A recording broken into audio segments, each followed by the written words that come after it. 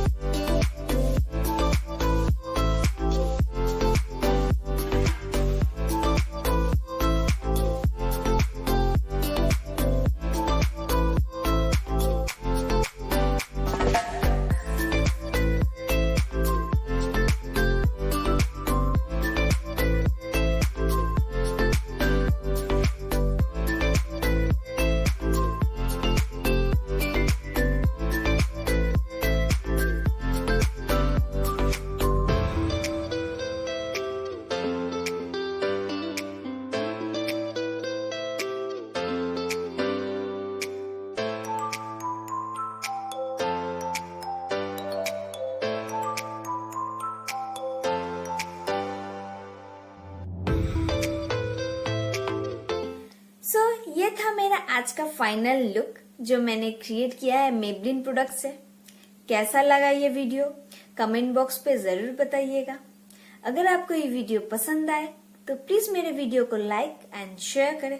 अगर अभी तक आपने मेरे चैनल को सब्सक्राइब नहीं किया है तो मेरे चैनल को सब्सक्राइब करें एंड बेल आइकन को क्लिक करना ना भूलें। चलिए मिलते हैं नेक्स्ट वीडियो में। Bye bye.